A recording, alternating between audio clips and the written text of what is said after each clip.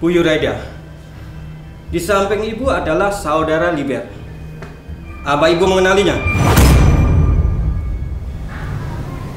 Saya kenal, Pak. Dia supir lepas, bekerja sama saya. Cukup basa-basi, kita langsung saja. Apakah ibu juga terlibat dalam pembunuhan suami ibu? Astagfirullahaladzim. Itu nggak mungkin. Saya nggak mungkin membunuh suami saya, Pak. Itu semua fitnah. Fitnah, Pak. Bu Yuraida, sebaiknya ibu mengaku saja. Karena saudara Liber sudah mengakui bahwa dia telah ditawari ibu sejumlah uang 100 juta untuk membunuh suami ibu. Apa? Liber, tega kau ya? Main asal tuduh-tuduh saja kau. Aku tuntut kau nanti ya. Macam orang suci aja kau. Kubongkar semuanya. Kubongkar semuanya ponakanmu. Kubongkar, Pak ya. Duduk kan. Ingat ya, jangan coba-coba berdusta atau mengarang cerita di sini. Ceritakan saja dengan jujur dan apa adanya. Karena itu kemungkinan bisa memperingan hukuman ibu. Lantas apa jawabannya? Pak, saya nggak bersalah, Pak. Nggak mungkin saya membiarkan anak saya tuh anak yatim, Pak. Itu nggak mungkin, nggak mungkin. Nggak mungkin, Pak. Tolong ibu tenang. Tenang, Bu. Ibu jangan emosional.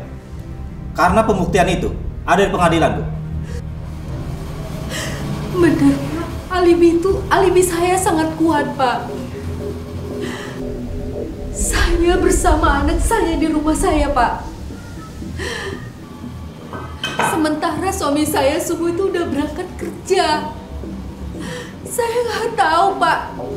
Dia itu mau kemana, sama siapa, dan untuk urusan apa. Saya itu nggak tahu, Pak. Bener, Pak. Baik. Saya nggak tahu, Pak. Baik, kami akan catat. Satu persatu penyidik melepas kuncian. Teka-teki perlahan mulai terpecahkan. Dengan metode deduktif dan induktif, penyidik merekonstruksi fakta secara sistematis. Sekali lagi saya ingatkan untuk ibu dan pihak kuasa hukum bahwa keterangan Anda akan tercatat dan akan digunakan dalam pengadilan. Iya, Pak Penyidik. Bawa mereka ke sini. Siap. Untuk mendapatkan pengakuan Zuraida, pihak penyidik akhirnya menampilkan bukti pamungkas mereka, yakni tersangka Jeffrey dan Reza.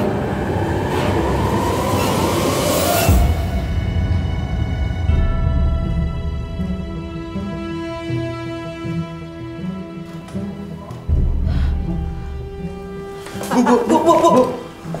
Pak Penyidik, saya mohon dispensasi waktu, Pak. Karena klien saya tidak bisa melanjutkan untuk diperiksa hari ini. Baik, Pak. Kita rehat dulu. Setelah Ibu Zuraida siuman, kita lanjutkan kembali. Baik, Pak. Terima kasih, Pak. Dan semua. Kalian berdua duduk. Status Zuraida pun ditetapkan polisi sebagai tersangka, serupa dengan Jeffrey dan Reza. Zuraida, Jeffrey dan Reza didakwa dalam dua berkas berbeda. Pasal pembunuhan berencana menjerat ketiganya dengan ancaman hukuman minimal 20 tahun penjara. Ketiga tersangka langsung dijebloskan ke dalam tahanan Polda. Sementara kasus bergulir, Zuraida melalui pengacaranya mencoba langkah terakhir, berharap Liber sang bekas sopir Zuraida bersedia menganulir. Hei, Liber kawan. Tunggu. Kita bicara dulu sebentar ya. Sebentar.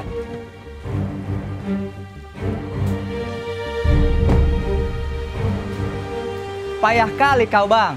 Kukira abang polisi. Ada apa, Bang? Sorry, CS. Tadi aku cari kau di kantor polisi, tapi kau tidak ada. Begini, CS.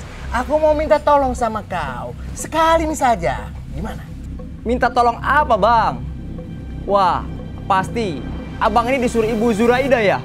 Saya nggak mau, Bang. Tunggu dulu, CS. CS, tunggu dulu. Kau tenanglah. Begini CS, kalau kau bisa bantu aku, kau cabut BAP yang tadi di kantor polisi, aku kasih kau 100 juta. Gimana? Hah? Gimana ya bang? Aduh, abang serius kah? Kau pikir-pikir sajalah dulu CS. Tenangkan pikiran kau.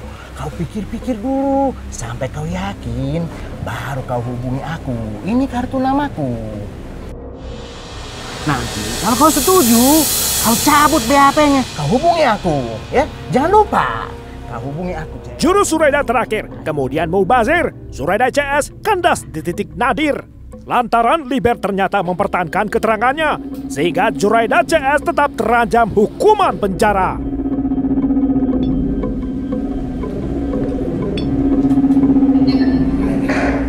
Sidang perkara pidana 9 terdakwa MC. Majelis Hakim Pengadilan Negeri Medan pada akhirnya menyatakan Zuraida Hanum telah terbukti bersalah mendalangi pembunuhan. Majelis Hakim bulat memutuskan Zuraida dihukum mati. Sah ditetapkan. Salah satu pertimbangan yang memberatkan, status Zuraida merupakan anggota Dharma Yukti Karini, wanita Pengadilan Negeri Medan. Pula, selama pemeriksaan Zuraida tak menunjukkan rasa penyesalan.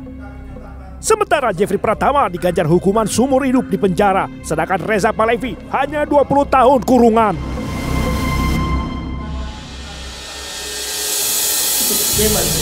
Putusan ini. Mereka lebih melihat ke jabatan dia tanpa mempertimbangkan naluri saya sebagai seorang perempuan.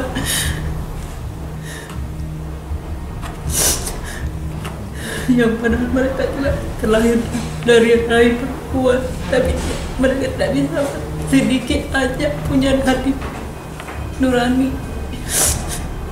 Seolah saya paling bersalah di sini, tanpa sebab apapun saya berbuat seperti ini, seolah seperti padahal udah cukup sakit saya dibikinnya. Polisi sudah memanggil beberapa perempuan-perempuannya itu, memang untuk di persidangan nggak ada orang itu, nggak ada yang mau, tapi polisi tahu nama-nama mereka yang sudah dipanggil itu, perempuan-perempuan yang dia pakai, yang dia belikan mobil, yang dia biayai, yang dia sering transfer uang. Zuraida menolak putusan, permohonan banding langsung diajukan. Kuasa hukum Zuraida menegaskan tidak ada motif cinta segitiga yang melatar belakangi pembunuhan. Apalagi bila hubungan intim disebutkan sebagai cara Zuraida untuk membujuk Jeffrey menghabisi korban.